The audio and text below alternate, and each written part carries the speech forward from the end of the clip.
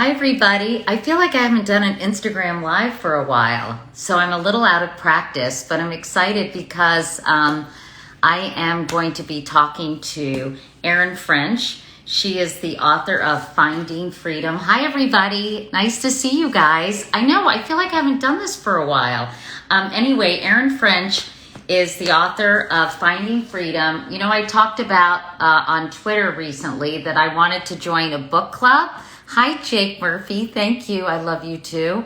And so I figured we would kind of have a conversation with an author who is has written a wonderful book. Hi, Nicole Shields. It's so nice to see everybody. I'm back in New York, and anyway, Erin French is a wonderful writer. Oops, here she is, and she's also here she is. A little out of practice. Let's see if she shows up. She's a wonderful chef, and she's also a wonderful writer who's just written a memoir. Hi, Erin. How are you? Hi, Katie. How are you? So nice to see you. Thank you for doing this. Yeah, I'm embarrassed to say it's my first Instagram Live, so I'm a little nervous. Oh, well, congratulations. Congratulations. Well, they're really fun because, first of all, I have best followers on, and they're all joined in. My friend Lisa Tedesco, who wrote, She's been here for dinner. oh, well, Lisa, you're watching. And she, by the way, if you all haven't read Three Women, our friend Lisa Tadeo is an incredible writer.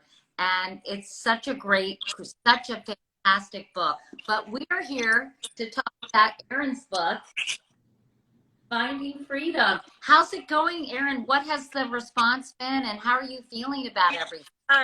It's been pretty exciting and overwhelming, and my heart has been pounding all week, but especially last night when we found out we were #2 on New York Times bestseller list this week. So that was really just crazy, wild moment, and lots of tears. That's so exciting. By the way, my team just said we could add Lisa to say hi. Let me see if I can do that. I don't know if I could do that. Well, I'm sitting right here where Lisa actually sat for dinner at the counter. I remember a few years ago. Yeah. Oh, well, she's just wonderful. I love her. And anyway, well, but we're here to talk about Erin. And so, first of all, congratulations on the memoir. It's beautiful. It's wonderfully written, and it's got so much heart. And I'm curious. I interviewed someone who wrote a memoir the other night, and she said how painful it was to write it, and she could never do it again. And I'm curious, what was the experience like for you? Well, yeah, I mean, very, very painful. It was like going back to every hard moment you've ever had and reliving it all over again. So as you can imagine, extremely challenging. And reliving it all over again, and not just challenging for me, but for my family too, because we were reliving it. If I would finish writing for the day and I would go to make dinner with my husband, I might have to warn him that I was in 1999, so I might be in a bad mood right then. And there was a reason, because my head was still in that space. So yeah, extremely, extremely challenging, but at the same time cathartic. Yeah, I'm sure. And, can you tell us about, can you guys hear me? Some people are saying the audio is not good, but I hope it's okay. And someone said my hair, I think you're talking about my hair because I got it cut. So thank you guys. Anyway, tell me a little bit about, I don't want to give too much away, but I want to give people some really good tidbits from it. I feel like your audio a little weird, Erin. It's breaking up a little bit, but I can hear you here and there. Yeah. Okay. Maybe get a little closer to the phone or something. I know. I'm in the middle of nowhere, so this is what you get all the way up here. But you talked about one of the re-plugging microphone. Okay, hold on, you guys. Working on it. Is that better? That's better. Let me know, you guys, if That's better. But see, this is the problem with Instagram Live. Sometimes we have some technical problems. But you write about so beautifully about your childhood and basically falling in love with food. And tell us a little bit about growing up as a child whose dad ran a diner, what that whole experience was like. Um, it was beautiful and challenging, and it really shaped me. It was also extremely hard. I mean, I've learned a lot just as being an adult now and running my own restaurant, and now really understanding more about why my dad was the way that he was. And growing up watching my dad work 18-hour days, and now me being in the same business and working those 18-hour days, and starting to understand more of, as an adult, my father, as opposed to watching him as a child, as being his daughter. But there were so many delicious moments that were glorious, and there were so many moments that were extremely challenging too, because when you have a parent that works that many hours, when you get to spend time with them, they're generally tired and stressed, and it can be a little strained. But I tried to give a blend, to give moments of beauty, and then also talk about the challenges as well. You know, I was going to ask you, your dad sounds like he was wonderful in some ways, but very tough in other ways. So writing this book, it sounds like you do have a better understanding and appreciation for some of the stress and the things that he was dealing with when he was trying to make ends meet at the diner.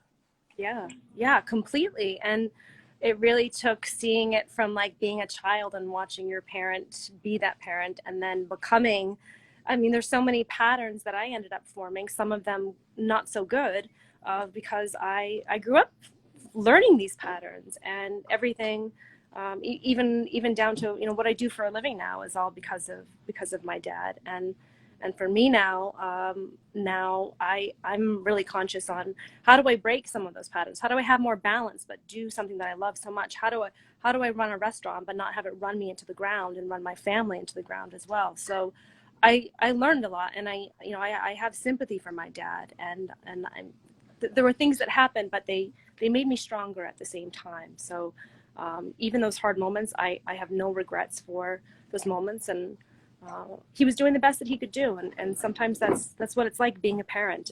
It's interesting as you're a child, and then you become a parent, and sort of looking at these relationships.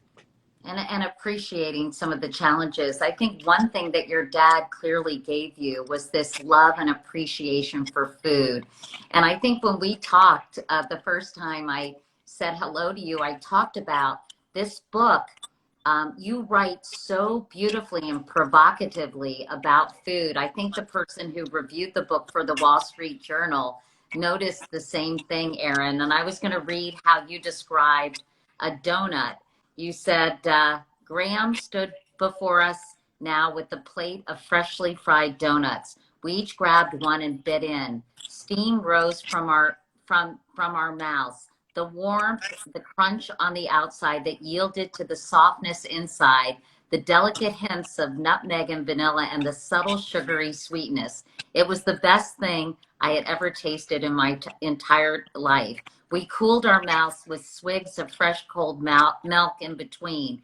We were all so happy in this moment. It was poetic and romantic. What is this magical place? I thought as I took my second bite.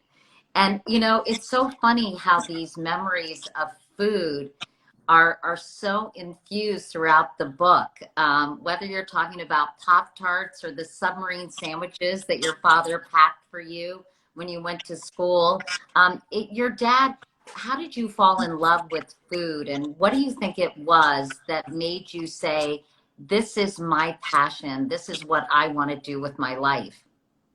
Well, I think for me, it started more of a way, my love for food, I used food as a substitution for the love that I wasn't receiving from my dad, because he was vacant, because he was working so many hours. But when I did get his attention, he did what he was good at, and what he was good at was cooking. And that's where I learned like the complete power of food, that it's not just this something to fill your belly, that it's something that sometimes can just fill your soul and fill your heart. And for me, the most beautiful moments and the memories with my dad that were the best ones, there was always food involved, and those were the moments that I hung on to, and those were the moments that I embraced, and those are the times that I wanted to be around him the most. So in order to really get his love and attention, food became a part of my life. And then it became, I wanted to show him that I was good at something. I wanted to show him that he could be proud of me. So maybe if I made these delicious dishes, that would make him a proud dad of his daughter. So it was always food at the bottom of it. It's funny, Erin, I was thinking everyone has their so-called love language. And your love language, at least with your dad, was food.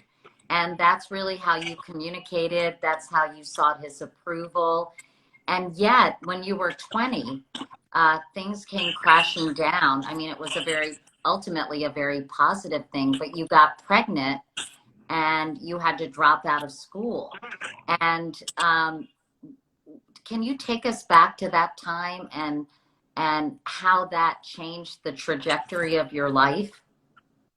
Everything changed in that moment of all of a sudden having what you thought your life was going to be, and all these dreams of being young, and thinking that you had every day in front of you to live your life the way you wanted to live it. And then something happens that feels greater than you, and something happens that just changes your entire life. And it was challenging.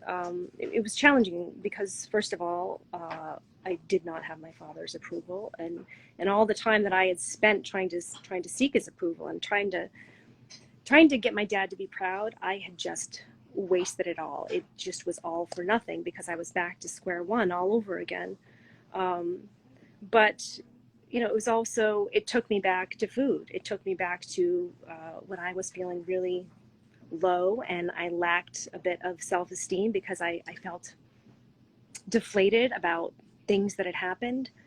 I fell back on food because it was the one thing I felt confident with. It was the one thing that I felt pride with. And again, it was food and love, and that's where I trusted myself the most. Your book chronicles your whole journey. And of course, I mean, I don't want to give too much away because the book's just come out and I want people to be able to read it.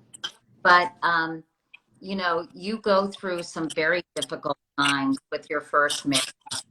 You married somebody who ended up being uh, quite abusive, and you lost custody of your son.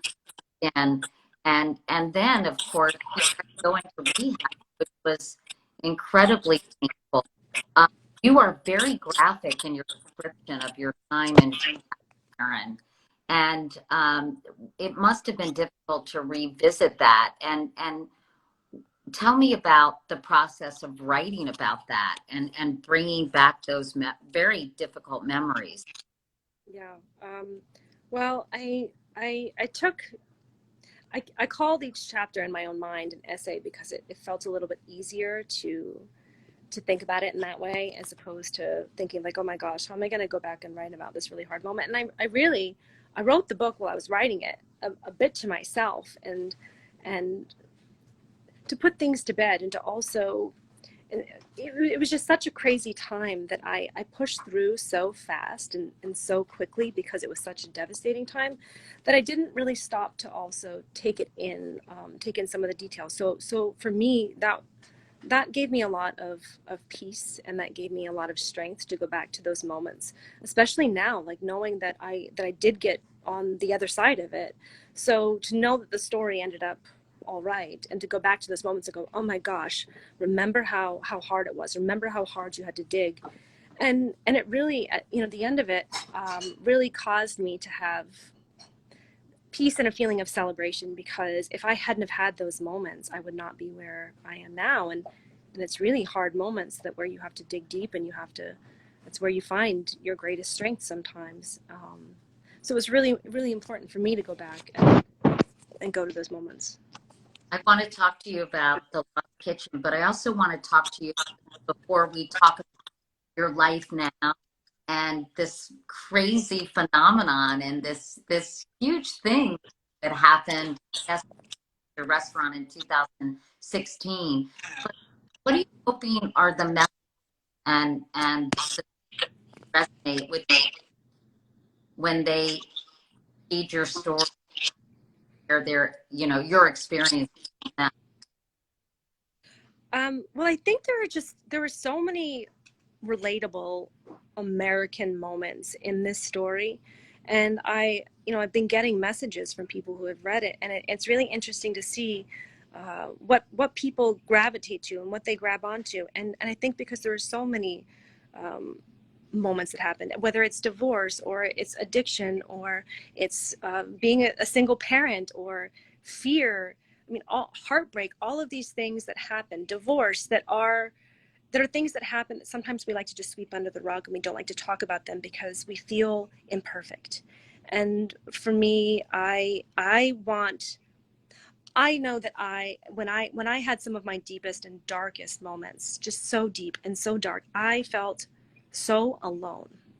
And in the end, I think if I can share my story and people can see where I've come on the other side, and they can feel less alone, like that's my greatest hope, that there's a moment that I could give to someone who's feeling in the depths of despair, that would encourage them to keep going. Because I mean, I'm an ordinary girl who ended up doing some extraordinary things, and I want other people to feel that same power, that we all have the same ordinary problems, and what our strengths are as humans. And sometimes we find that adrenaline, those dark moments, actually that's the place where we find our greatest strength. And I just hope that it gives people a spark to light their own flame to get through their own dark moment. Have you, interesting, what you share without, uh, invading any, some of the letters you got or comments you've gotten from people curious that you feel you can feel comfortable sharing? Oh yeah, I mean, I've gotten quite a mix of letters. I mean, everything from women who have said that they've related in ways that they've worked in kitchens, they've felt these feelings, they've had their own struggles. I've heard from fathers who have seen their daughters who are in toxic marriages, who hope that they can find their way out of those moments.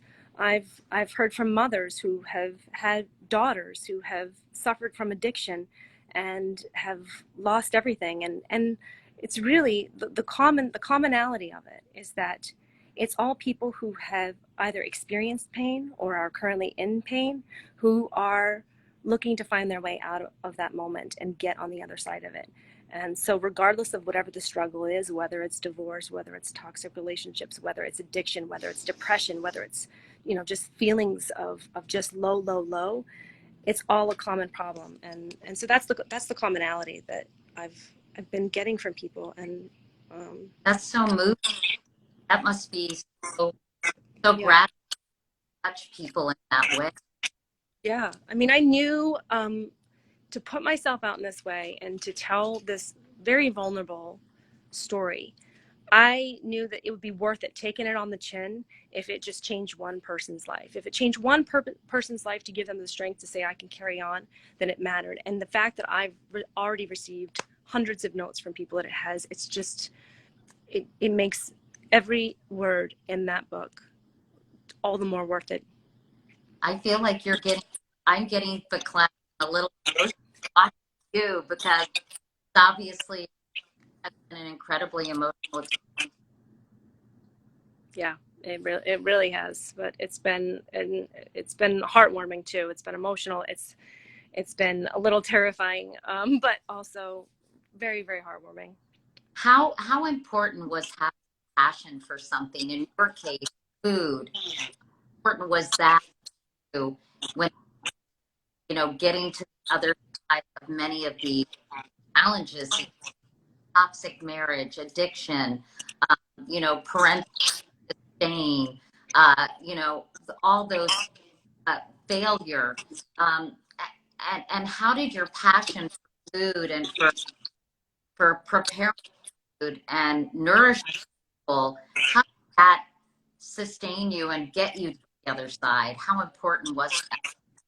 Well, for a while, I mean, when I was low, I really used food as a salve to just sort of move through it with a bit of tenderness with myself and say, well, you still have this one thing that you still enjoy, and you still have this one thing that brings you joy, and that has the power to bring others joy too. I mean, there's nothing greater than preparing something with all of your heart, sharing a meal with someone, and watching their face when they enjoy it. It is the most intimate and enjoyable feeling. Every time, it never gets old, and I'll never forget the first time I felt it and I saw it when I made a cup of stew at my dad's diner when I was just a kid and watched a stranger enjoy it. And I still get that feeling every time here at my restaurant, when I get to watch that same experience. So, when I use that as a salve to sort of get through it, and then I took my passion and I really used it as a spark to help ignite things, to be like, okay, now you're just going to pour yourself into this thing that you love so much that you can find find a place that you love, find a passion that you care about, and really start to shine and start to live your good life. Like, if you can't live a good life if you can't discover what you love and really just pour yourself into it. It's been the greatest success of this restaurant, is really the love. I mean, I'm not the best cook in the world. I'll be the first to tell you that. But it's really the love and the ingredients and the attention to detail that I've just poured myself into that has made this place this just wild, beyond dream success. So, I mean, if you dream it and you are passionate enough, you can accomplish anything. Tell us about what it's been like, creating this restaurant and the crazy response it's gotten. For people who aren't with the Lost Kitchen, can you just explain it for us? I think audio is also best. Yeah. So, the Lost Kitchen is my restaurant here in Freedom, Maine. And this is also my hometown where I grew up and I tried to run away from over and over again. And I kept finding myself coming back here, and I've just surrendered to, there's no place like home. And it's in an old refurbished mill that was falling apart when I was a kid and has since received its second chance as well. And we have a little over 40 seats, and we do one seating a night and just serve whatever is fresh and in season. And when I opened it, I thought it was going to be this quiet place in the middle of nowhere that was going to be just a cafe with English muffins and coffee and Wi-Fi. And then I discovered that I built something bigger than I even intended, and people started coming and people started calling, and to the point where it's gotten to the point where we could never seat everyone in one season that possibly want to eat here. So it's beyond the dream. Well, what happened? People learn about it. How did it become such a huge drawing card, not only in Maine, Yeah. people all over the country, and probably in outside of the US too, right? Yeah. Yeah. I mean, the first year that we went to a postcard reservation because we couldn't keep up with the telephones, we received over 20,000 postcards from every state in the country, and then 22 countries around the world. So it's really mystifying of like, how did it happen? I've never placed an advertisement. There isn't even a sign on the door. It's a very quiet, and it really was the power of word of mouth. And when you do something and you put all of your heart and your love and your attention into everything, if that touches, say, a party of 4 people in a night, they're going to go and they're going to tell 10 of their friends, and those 10 friends are going to come and tell 10 more. So it really started to it happened quickly, but also slowly. And then within year 3, there was just no keeping up with it. And the word had spread, and little articles here and there were written and would come out. And before you knew it, it was one of the hardest restaurants in the country to get into, which is just boggles my mind. I mean, Right. and it's run by all women, and none of us have any culinary formal training. We don't have amazing knife skills, and still we are still giving people, we're trying to give them what they're expecting when they come here is the best meal of their lives. So that's a lot of pressure,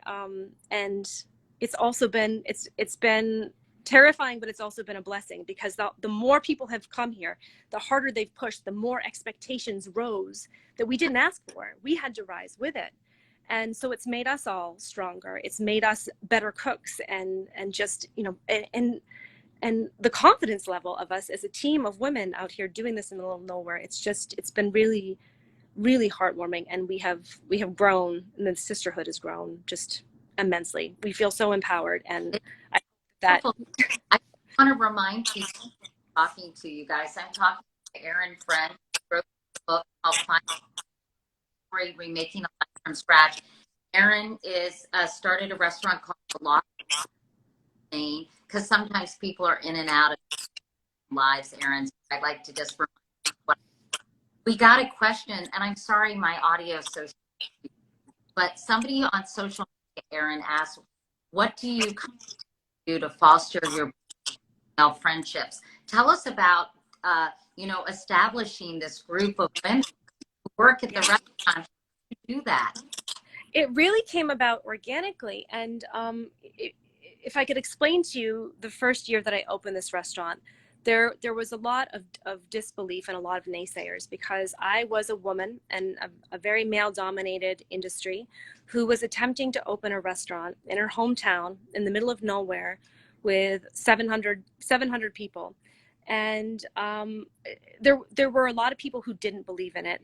And the people who did believe in it were my friends. And those are the women who initially came to my side and said, I'll wait tables, I'll hostess, I'll help sell the wine, I'll help you in the kitchen, I can chop onions. And that's how it started. And then from there, anytime we needed someone else, we never advertised. It was just like, oh, I've got a girlfriend and she'd be great for this position, and let's call her in. And it just kept growing. And now we are this group of best friends and extended family, and it's the best work environment you could ask for. And that's part of the success too. There's no way that we could produce what we produce if we didn't love each other. If every woman who walks in the door here, they bring a piece of their authentic selves, whether it is Krista and she's bringing flowers from her own garden to garnish on the dishes, or Victoria's bringing tomatoes from her greenhouse for dinner that evening. Everyone's bringing something that they're so proud of, and we've built this together. It's just this immense pride that, it's organic, and I've just built my village, and I'm feeling very fortunate. So build your village. I mean, that's my one thing, is like find the people who love and truly believe in you, and they'll be there when you fall down, or if you ever slip, or just need someone to lean on. It's important to always have that village. Where are you coming to? You're not at the restaurant right now. I'm at the restaurant, yeah. Oh, can you everybody, do you mind taking your phone and Sure. It's it's also it's a bit of a mess, because as you can imagine, the pandemic hit us a little bit hard, and we have really pivoted. So we are about to launch our third online shop, where we're showcasing all of these amazing women in Maine and all of their beautiful products, from pottery to bags and linens and soaps and so many beautiful things. So we're launching this. So our restaurant actually looks like a warehouse right now. It's a complete warehouse that's just filled of crazy things that we're going to be shipping like crazy. And that's so we've got our custom coffee ready to go out. And it's a warehouse. I'm sorry, show us some of the things that you're selling that are made in Maine. Yeah. Okay. We've got so many things. Everything's getting wrapped up here, but everything from, like, we've got these beautiful pie servers that are handmade by Monica down at Treeline. We've got all of this amazing pottery here. Oh, it's all wrapped up with just gorgeous pottery and blankets. We have all of these gorgeous linens and tea towels galore, all made in Maine, and bags and aprons. And I know it's hard to see, but we're just filled with so many things right now. We've got all of these beautiful bags. This is our foraging pail that was made right here in Maine, so you can go foraging with your fiddleheads. That's great for my garden. How do people buy these? So we launch it live on our website this Saturday morning at 11 o'clock. You can get all of these gorgeous things. We've even got all these beautiful Maine-made blankets. So there's like blankets and so many goods. What's the website, Erin? What's that? What's the website? Oh, it's findthelostkitchen.com. Okay, that's so. And did you do this to help some of the people in Maine result of the? Well, we started out from the pandemic, we started doing an online farmers market because we realized the ripple effect of us not being able to open, it meant that all of our farmers were not going to have our accounts for the year. So we started doing a pickup for farm goods, and we managed to move over $500,000 of local Maine food straight direct from farm into our community members' hands. And then when it came to be Christmas, we thought, well, why do we stop at food? We have all these amazing products that are made by all these amazing Maine women. And so we started that, and it was a huge success. We did another one in January, and most of it was sold out in 15 minutes. And so we've been stocking up for the past 3 months, because that's how long it takes to make some of these things. I mean, a lot of these women have just been busting butt for 3 months now to be ready for the shop. Wow. So we're launching on Saturday, and we can't wait. There's so many gorgeous goods and so well made, and you're supporting local people. You are really paying forward in such an incredible way. Really, it's a wonderful thing. And so it's findthelostkitchen.com. And by the way, we've got to get Erin as #1 on Times bestseller list every week. So buy her book. Number 2 this week. Number 2, I want you as #1. I'm competitive. What can I say? And wanted to know, Erin, if you're going to be opening up the Lost Kitchen this summer. Tell us about that. Well, we have a few plans last year, and that's, again, part of COVID is we did learn a few lessons, and we dug deep, and we're actually stronger now coming out of it because of how deep we dug, and we built out some private dining cabins, so we have some private dining for that. We're not ready to come back in our dining room yet, but we do have a really nice outdoor space that we've created so we can do outdoor dinners, and I'll be bringing my Airstream that I've renovated. So we have our outdoor kitchen, and we're just going to do we're hoping it doesn't rain, and we're hoping the black flies aren't terrible all summer long. And if that's the case, then we're going to have a gorgeous summer of outdoor dinners, because we don't need those walls to define it. It's what we bring to the table that's going to make it special. So, well, it was so nice talking to you, and I love your book, Erin, and you're a great writer. You did such a good job, and I know it was hard, and but you write so so descriptively and so beautifully. So congratulations on that. What about all the poor people who never get a seat at the restaurant? Do you feel bad? I do, but I'll tell you, I keep every postcard that is sent, and I currently have about 60,000 postcards that are sitting in my attic. So if you don't get in, I keep a piece of you right here in Freedom, and that'll be there. And we're hoping that this market can give you a piece of freedom. If you can't get in, then you can get a little piece of some Maine magic, and that's our hope. We hope to get a little bit out there. Would you ever establish restaurants elsewhere, either in Maine or in the country, or do you feel like it would lose je ne sais quoi? Yeah, I'm just so, I got to a point, and I really think of all the hard times that I realized that I just want to keep it simple. And I found this good moment and this bit of magic right here, and I just want to hold tight onto that and just maintain this and protect it and love it up and make it better, and not bigger, just better. That's all. So I'm gonna stick with not bigger, just better. Well, I think that there's a lot of wisdom there, right?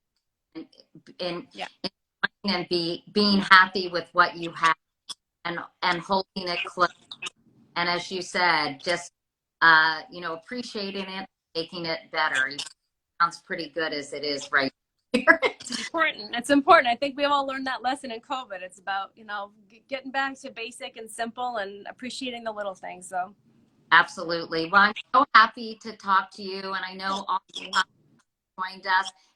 Watch it later as well. But Erin, thank you so much for spending time with us. So welcome. Thanks so much, Katie. Really appreciate it. Take good care. Bye. Bye.